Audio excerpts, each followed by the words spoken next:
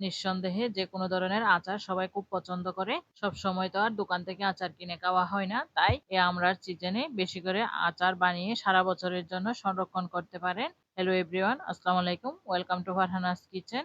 আজকের রেসিপি টকজাল মিষ্টি আমড়ার আচার। চলুন কথা না বাড়িয়ে মূল রেসিপিতেই চলে যাই। আমি এখানে 1 কেজি পরিমাণের আমড়া খোসা ছাড়িয়ে ধুয়ে তারপর স্লাইস করে কেটে নিয়েছি। এরপর এই চাষড়িতে রেখে দিয়েছি যাতে এক্সট্রা পানিগুলো ঝরে যায়। তারপর চলে এসেছি চুলায়। চুলায় একটা কড়াই বসিয়ে দিয়েছি। কড়াইয়ে দিয়ে দিচ্ছি হাফ কাপের মতো সরিষার তেল। তেলটা গরম হয়ে আসলে দিয়ে দিচ্ছি 2-3টা তেজপাতা, 1 চা চামচ পাঁচফোড়ন, 6টা শুকনা মরিচ। এখন লো আছে এগুলো একটু ভেজে নিচ্ছি। তারপর দিয়ে দিচ্ছি 2 টেবিল চামচ তেতো করা রসুন। আচারে তেতো করা রসুন দিলে খুবই ভালো টেস্ট আসে। তারপর নেড়েচেড়ে রসুনটা ব্রাউন কালার হয়ে আসা পর্যন্ত ভেজে নিব। যখন ব্রাউন কালার হয়ে আসবে খুব সুন্দর একটা সুঘ্রাণ ছড়াবে। এরপর দিয়ে দিচ্ছি 2টা দারুচিনি, 3টা এলাচ। এগুলো আপনারা তেজপাতার সঙ্গে দিয়ে দিতে পারেন। আসলে আমি ভুলে গিয়েছিলাম।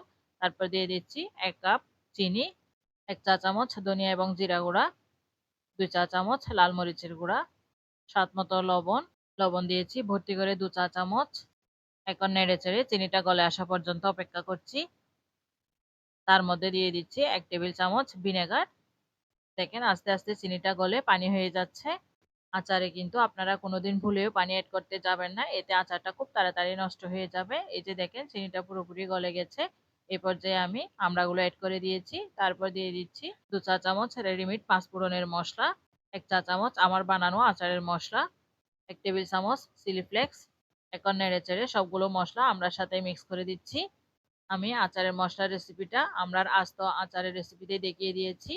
চাইলে আপনারা ওখান থেকে দেখে নিতে পারেন। আমি ভিডিও লিঙ্কটা ডেসক্রিপশনে দিয়ে দেব। এখন ডেকে দিয়ে মিডিয়াম আছে আমড়াগুলো সিদ্ধ করে নেব। আর মাঝখানে 2-1 বার নেড়েচেড়ে দিচ্ছি। আর সিদ্ধ হতে হতে দেখবেন পানিটাও অনেকটা টেনে যাবে। আচারের কালারটাও চেঞ্জ হয়ে যাবে। ফিরে এসছি আমড়াগুলো পুরোপুরি সিদ্ধ হয়ে যাওয়ার পর। এই যে দেখেন আমড়াগুলো পুরোপুরি সিদ্ধ হয়ে গেছে।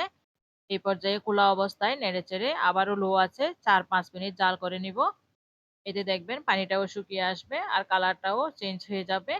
আপনারা চাইলে এই পর্যায়েও নামিয়ে ফেলতে পারেন, তবে আমি আরেকটু গাঢ় কালার চাচ্ছি।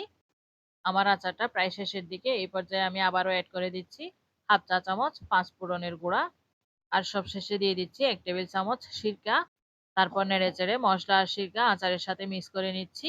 আর চুলাটা বন্ধ করে দিয়ে আচারটা নামিয়ে নেব।